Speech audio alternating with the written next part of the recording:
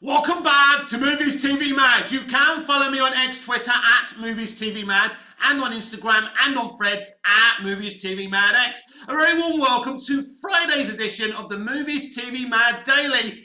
It's Friday already. Wow, where has the week gone?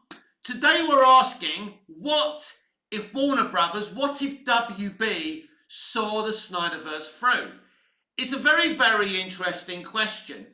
What does the question actually mean? I mean, would it have made money? Would it have made more money as the movies continued? And what do I mean also?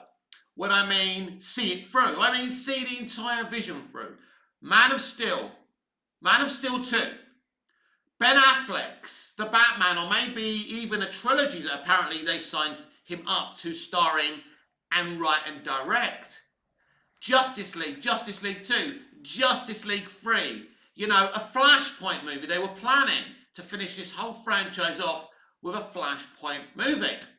They were talking about an Atom movie as well. So I'm saying, right, what if WB saw the entire thing through? Would the audience in the end have come to the party? Would it have continued to be so diverse, or should I say not diverse, divisive? That's the word I'm looking for, divisive. Or will people actually be saying, actually, we were wrong about Zack Snyder.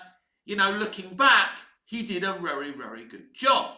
Now, personally, as you all know, I very much love the Snyderverse, but I understand why some people don't. Because I'm a balanced guy. Just because I like something, it doesn't mean I don't understand why others don't. You know, I personally found The Last Jedi underwhelming and boring. But I also understand why some liked it and some people really, really hated it and were really hurt by that movie. And The Last Jedi was the rise of the fandom menace. So Rian Johnson, you really did, you know, oh my God, look what you fucking did, mate. Look at the apocalypse you fucking created. Anyway, on a serious note, what if WB saw this universe through? I don't think you get a whole turnaround where the audience and the general audience are going, yeah, Zack Snyder, you know, he doesn't suck anymore. He's amazing. This franchise was amazing. I think it was always going to be divisive. I think there's some people who will never like Zack Snyder. You know, they've gone after him with Rebel Moon and Rebel Moon 2. And even if the director's cuts, or as I call them, the original vision for those two movies is released and they're Lawrence of the fucking Arabia, they're still going to hate him. They're still going to think of something to hate him. We live in a very, very hateful world where people just stick to their narratives and they want to win. And they want to win every argument. For me, an argument, a difference of opinion, isn't about winning. You can't win an argument. You can't win a difference of opinion. For me, it's about stating my opinion, shrugging my shoulders and going off and getting on with my life. But to some people, it's a war. It's why they screenshot you and, you know, try and mock you and downvote you and all of that shit. For them, it's about winning. It's about beating you into submission. Even though, in reality, you can't really do it. You just make yourself look like a twat at the end of the day. So I don't believe that there's anything that Zack Snyder could have done to turn the tide of opinion against him around. I think some people would have changed their minds. There's no question about that. I believe some would have said, wow, actually, this is really good. You know, a Man of Steel 2, you know, a Ben Affleck, the Batman movie, maybe another couple of more, an Atom movie, a Flashpoint movie that basically creates Flashpoint and gives another creative, someone like James Gunn, Joss Whedon, whatever, a chance to come in and do their own thing. So they could have rebooted the DCEU, or call it DCU, whatever, and allow Zack to finish what he started. Man of Steel, almost 700 million. Batman vs Superman, almost 900 million.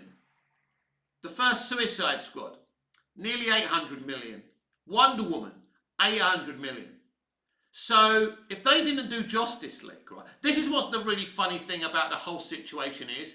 They changed course because Even though the money wasn't terrible, they weren't making the profit they wanted to, but they also thought the divisive reaction was bad for business. That really, the kind of thumbs down from social media and YouTubers and the Collider Bros and all of that was a major factor of them trying to move away from Zack Snyder. It wasn't really mainly about box office, it was about a melody of things. And this is what happened, and this is what really put them off Snyder, because Snyder really triggers people. And I don't know how he does it, but he triggers people. I do know how he does it. He's different. He has a different attitude. And they don't like that. And he's honest, and he doesn't care. And he says he doesn't care. And, they don't like that because they want him to care about what they're saying, but he doesn't care. He's never going to change. He's going to continue doing the movies he does. He's going to do even more slow motion now because you keep on mocking the slow motion that he's doing. His actors will have even bigger muscles now because you keep on mocking the muscles. So, as I say, there's always going to be this hate. But, again, Zack Snyder's Justice League was a success. People liked the movie. So, cinematically, the movie's made okay money. They weren't total flop. They weren't flops. Maybe they didn't make the profit the studio wanted. But nearly 700 million for MOS, nearly 900 million for BVS, 800 Suicide Squad, nearly 800 Wonder Woman. And then away from Snyder, you had $1 billion for Aquaman, which was a very epic, well shot, and I think a solidly written movie. So I think there was so much potential there under Snyder. And I think all you got in the end from Hamada was this budgeted franchise that really didn't make sense. The films were very mid and underwhelming and dull, and people wasn't interested. Snyder was bringing people to cinema. They weren't breaking any records. I mean, the opening for BVS was high. The second week drop-off was big because people didn't get the movie the marketing told them they were going to get. That was the big problem with BVS. It wasn't necessarily the film. The marketing lied to them about what they were going to get. And if they were honest, like Fox were about Logan, Logan wasn't a light and bright and funny comic book movie. It was dark. And the marketing said, this is not the MCU. This is Fox. This is Fox's X-Men. This is dark. Logan is old now. Professor X needs Logan to care for him. He's old, he's cantankerous. It isn't the X-Men and they were honest about that. But WB, if they went with what Snyder was doing, if they marketed BVS honestly, I think that second weekend wouldn't have had as huge a drop-off than it did.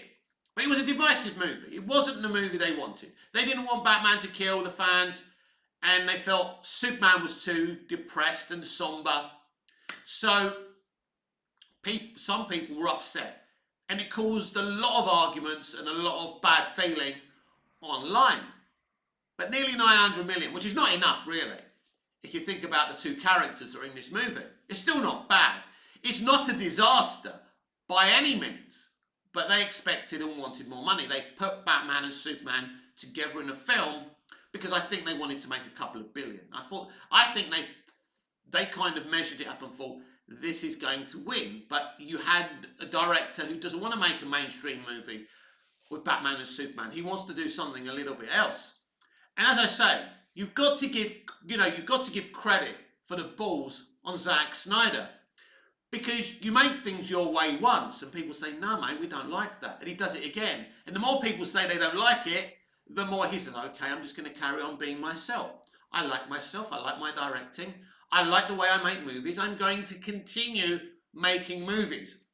Now, I think an intelligent company sees we're too deep with Snyder now. Let him finish what he started, right? They didn't have to give him an Atom movie. They didn't have to give Ben Affleck 3 Batman movies. They could have shortened the whole thing down a little bit. Let him have his 3 Justice League movies, or at least 2. Let him finish what he started. Let him do the Flashpoint via his Flashpoint movie. Then someone else can come in and start again. As It's happened now. But they've complicated the issue the way they kind of didn't allow Snyder to finish off. We've had these conversations before. But yeah, they definitely should have allowed Snyder to finish what they started. I think, yes, WB should have went with the Snyderverse. You know, I think it would have continued to have the same opinions. It would have divided audiences. But I think at the very least, the box office would have been respectable and higher than what we got in the Hamadaverse. And you know, we know that people say Aquaman is part of the Hamadaverse and it made $1 billion, but it's the only movie that got anywhere near it. Man of Steel, right? Nearly 700 million. Nearly 900 million BVS, right? That's nearer $1 billion than a lot of the Hamadaverse movies. So, you know, at the end of the day, when you start something like that, you can't just, it's like pitching a tent and then leaving people inside and just taking the bits off, and people saying, what the fuck's going on here? And that's the problem. First of all, it wasn't good business. It wasn't clever. So absolutely, they should have went with what Snyder did. And just maybe reduce the amount of movies he was going to do without that universe, but give people the impression that he finished his movie and he made the amount of movies he was always going to make. But you could tell there was red flags. You know, we went from 2 Justice League movies to 1, which we know is a problem. We already know. So they're trying to back out of what Snyder was doing. But Justice League, not BVS, was what killed the whole thing. Because as I say, all the movies pre-Justice League made, at the very least, respectable money. It's actually Justice League that was the disaster. Disaster. And I mean, both financially, and they tried to recycle a man's movie, and it didn't work. And you don't do that. It was never going to work. But they don't listen. So, it will be interesting now with what we're doing with James Gunn, if it works. Some believe it will work. Some people think it's very exciting. Some people believe he's the right man. Some people don't. Mostly Snyder fans, obviously. And I don't know what the fuck to think anymore. And this is where I am. I spoke to you the other day. I am tired of New Hollywood. I am tired of current day entertainment. I'm so bored of prequels, reimaginings. How can you reimagine something when you're an industry with no imagination? Reimaginings, prequels, sequels. I'm done with it all. I am bored. I'm not excited about the latest announcements in movies. Every day there are new announcements and they bore the living fuck out of me. But the Snyderverse, the early DCEU at the very least, was exciting. It was epic. It was interesting. There were talking points. It was going somewhere. We don't know where James Gunn's taking DC Universe. That's the truth. We just don't know what to believe in or who to believe in anymore in terms of films. Is James Gunn the right person to make a Superman film? I don't know. Was it yesterday I spoke about this, that everyone apart from Dick Donner who's tried to do a Superman movie has sunk their career. So, maybe James Gunn's career hasn't been as good as some people think it is. Guardians was great. People loved Guardians. Guardians 2 was actually quite divisive. Not all the critics liked it. Not all the fans liked it. I think it was interesting. I thought it was darker than the first movie. It was okay. I really like Guardians 3 too. I think people preferred Guardians 3 to Guardians 2, if everyone's being honest. But I think he never really hit the perfection he did with the first Guardians. And I think it's very, very interesting what happens next with this DCU, with this Superman movie. For example, we were talking Nathan Fillion yesterday, and he was talking about Guy Gardner being really flawed. He likes playing flawed characters. And I did speak about this, and I've spoken about this on a multitude of occasions, where James Gunn is a one-trick pony. He does like dealing in flawed characters. So, flawed underdogs. So you can see already, Guy Gardner, who is that woman? The mechanic or whatever, right? She's flawed, right? So you're gonna have Hawkgirl, which I promise you she'll be flawed as well. So you're gonna have all these metahumans that we're gonna see in this Superman movie will be flawed. And I think the story around this film is obvious. That they're flawed, Superman inspires them to be better. I don't think there's much wrong with that, but he likes working within groups of people. And, you know, his Superman film was never going to be about Superman on his own, being a hero, like what it's like in other movies, what it's like in the comics. He's around these metahumans. He's around Jimmy and Lois. He's never really going to be on his own. And I think the whole thing is Superman inspiring flawed heroes. And I think that's basically the story of James Gunn's Superman. It's not a bad thing to do. It's not terrible. And at least Superman's inspirational in this story, if that's the way they're going with it. That's what I think he's going to do. It's pretty obvious. That's why the metahumans are there. But James likes working with flawed groups of people. And basically, he's doing the same thing again. Because I've pre-warned, he is a one-trick pony. That's not his fault. He can only work to his strength. He can only do what he can do. I've said it before. He can't be un-James Gunn. He can only do what James Gunn knows what to do. But going back to Zack Snyder, yeah, WB should have saw through the Snyderverse, because that is the only way to get out of that mess alive. Let's look at how they tried to dig themselves out of the Snyderverse. So, number one is Justice League. Justice League is number one. So, stupid idea, never gonna work, custard pies, eggs on their faces, dumb.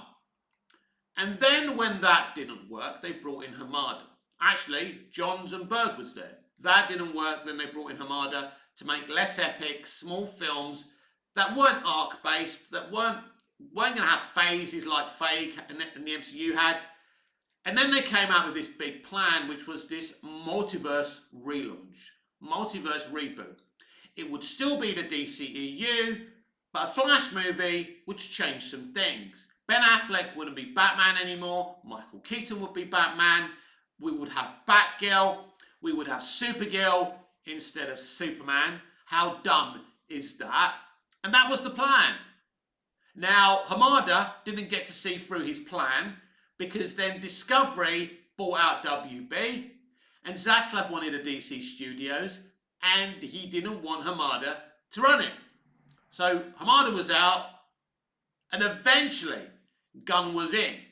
The current, the movie boss at Netflix who's just got the gig, Dan Lin, was interviewed.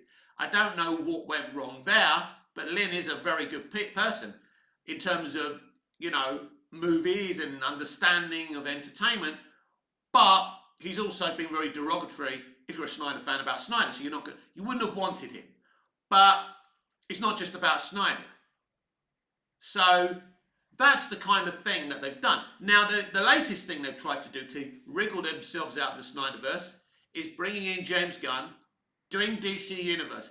This is basically, it's all the same as Justice League, if you think about it. Zack Snyder's gone, his good friend Joss Whedon, blah. It's a disaster. Then you've got this whole multiverse reboot thing, Flashpoint thing. It's the same thing. It's the same thing, it's just garnished in a different way. Oh, we're going to bring in James Gunn. He's going to do something different. But guess what? It's still the DCEU, but a rebooted timeline using the Flash movie. It's still the same plan as what Hamada was going to do. Basically, they're still using the Ezra Miller Flash movie, which has created a new timeline, which is the DCU. But it's different because now it's James Gunn's plan, leaping from that. Instead of Supergirl. So, there's no Sasha Calais Supergirl. There's no Michael Keaton Batman anymore. As far as we know, funnier things have happened. Personally, I think he's far too old. But anyway, I would like to see him do a Batman Beyond movie. but it would have to be with Tim Burton, or I wouldn't be interested. But anyway, so Gunn's come out with this slate, this mini slate. He has his own plans. He's got his own Supergirl. He's got his own Superman. I don't think there's anything wrong with that. You pick the people that you envision in the roles. You don't want to carry on with Henry Cavill. You don't have to. It's not very good that they lied that they were bringing him back, but I get it. Again, I don't like repeating myself, but I think I like to clarify my position. The Gunn didn't do anything wrong, even though some people have gone after Gunn heavily for replacing Henry Cavill or not sticking with Henry Cavill. I was surprised they were bringing Cavill back more than Gunn replacing Cavill. You know, and he denies that he fired Cavill and Cavill didn't have a contract, bloody. James, it's all fucking semantics. You could have kept Henry Cavill if you wanted to, and you didn't. It really is that simple. I don't blame you, but at least don't bullshit people. I think that's half the problem. Stop bullshitting people. It's like yesterday when we spoke about the casting. Oh, what's his fucking name? I forgot his bloody name now. Hang on. We were talking about him earlier and I forgot his name. What's his name? What's his bloody name? We were bloody talking about him. The Guy Gardner guy. It's like the way they cast... How did I fucking forget his name? That's insane. But it's the Guy Gardner guy, right? He was cast during the watch party or premiere of the Suicide Squad. That's the 2021 movie. And I said yesterday, before Zaslav, I think before even Cavill was being told he was being brought back. Because he was always doing that Superman film. I explained how it was all part of the arrangement. So this is how very corrupt and muddy the situation is. So the Gunn situation is no different to the Whedon situation. And the Whedon situation is not that different to the Hamada situation. There's just been different patterns to the behaviour. But it's pretty much the same thing. The only difference is, will this pattern be more successful than Johnsonburg, than Hamada? We'll have to wait and see. Nobody really knows. Gunn has a vision. Gunn's going to do things his way. And we'll see if his way is going to work. And as I say, the proof of the pudding is always in the eating. So, but all this could have been avoided if they saw through the Snyderverse, then brought in Gunn or Whedon, start again. Because Zack was more than willing to reboot via a flashpoint. He was willing to do that. He's already explained that. So I believe if you're a fan of Snyder and what he was doing with DC, I understand your frustration. I understand if you don't like Snyder and you're glad he's gone and you didn't want him to finish what he started. But him not finishing what he started created a bigger mess and divided the fandom as well. And this is a problem. If you allow Snyder, if you went with the Snyderverse and finished what he started, and allowed him to finish what he started, there's no toxicity, there's no divide, it's finished. He isn't going to come out and say WB hate him because he's been allowed to finish his story. He's happy, it's done, we move on, reboot. If you want a new Superman actor, you can bring one in, Batman, everything. Because he's agreed to do a flashpoint so a new creative can reboot it. Zack was fine with that. So we know his movies made solid money. It was divisive, wasn't disastrous right financially. So they should have just stuck with it, not go on with it forever and ever. Just let him finish what he was doing. Fans are happy. Snyder's happy. He goes his way. WB go their way. New person comes in. Gunn, Whedon, whoever. Doesn't really matter. And it's fine. And you avoid all this exposing of Joss Whedon, Jeff Johns, and all of that nonsense. But they didn't do it. They didn't stick with it. All you had to do was shorten the Snyderverse down a little bit. As I say, 2 Justice League movies maybe, not 3. It's fine. 1 Ben Affleck, the Batman movie, that's fine. A Man of Steel 2, that's fine. But they didn't do that. They didn't do that because they didn't have the nerve. As I said before, I've said this many times, the Snyderverse was a fantastic alternative to the Marvel Cinematic Universe. The Marvel Cinematic Universe was bright, colourful, funny. People really liked it. And the DCEU Snyderverse was an alternative. It was more serious. It was darker. It was something for people who didn't want to see that. Or people could see both. You could see the bright, fun Marvel Cinematic Universe, but then you could also see something a bit darker and compelling. A little bit Olympus has fallen kind of thing, right? But people were demanding that the DCEU was copying and pasting the MCU. That's what some people demanded. For me, that's dumb, and it's not a good thing. I think if we went MCU at DCEU, I don't think, you know what would have happened? Oh, you're copying the MCU, you're copying Kevin Feige, you're copying Marvel. We couldn't have won. Whatever we did, we couldn't have won. But Snyder is not a popular director with a general audience and fanboys and girls, and we know that. So you are kind of tugging against the rope, and other fans are tugging that way, and other fans are tugging that way, so nobody wins.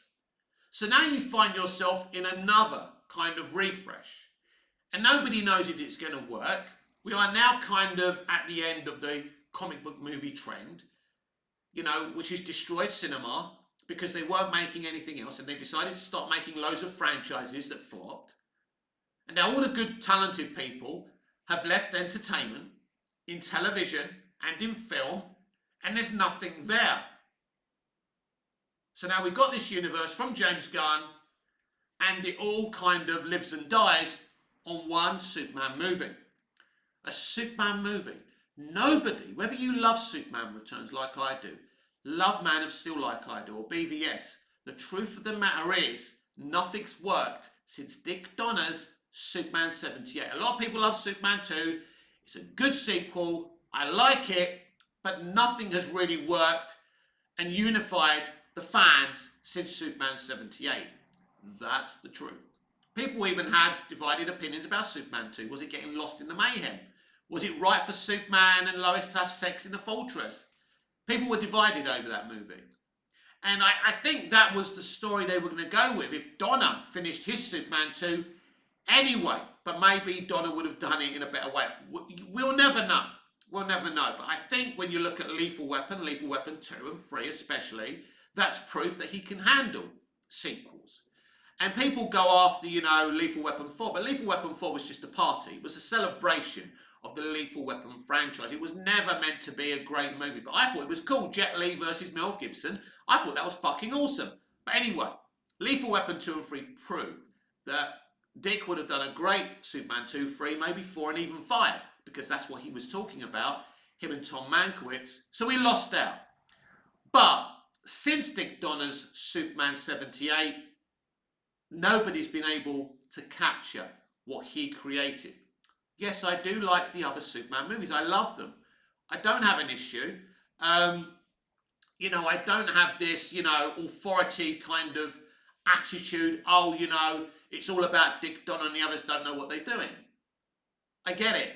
But no one's been able to unite the fans since Dick Donner. Well, apart from Smallville. Smallville was a huge success. People really liked Smallville. And I've said this before, despite Smallville being the biggest Superman canon breakers of all time in live action, I mean, some people didn't like that, but I think generally, unilaterally, universally, Smallville was probably just as popular as Superman 78. I mean, you look at a show like Superman and Lois, which is solid, good, okay, it still hasn't united fans totally. It's got a small core audience, but it hasn't got the popularity that Smallville did. So it really is Smallville and Superman 78 that really succeeded to do something with Superman, which everyone kind of said, yeah, this is good. This is the kind of Superman we want to watch. So that's a very interesting thing. So now they've chosen Superman, a movie where people have tried to make since Dick Donner that hasn't unified everyone. And they're basing their whole universe around this film. And that's such a risk, isn't it? When no one's, totally succeeded with one, as I say, it doesn't matter if you love MOS or Returns, which I do very much. I know their flaws, I understand their flaws, but I love them. But no one's really succeeded in doing what Donner's doing. I think we can all, at the very least, agree with that. But things could have been done in a better way if they went with the Snyderverse, allowed the man to finish it, then we would be in a much better position now.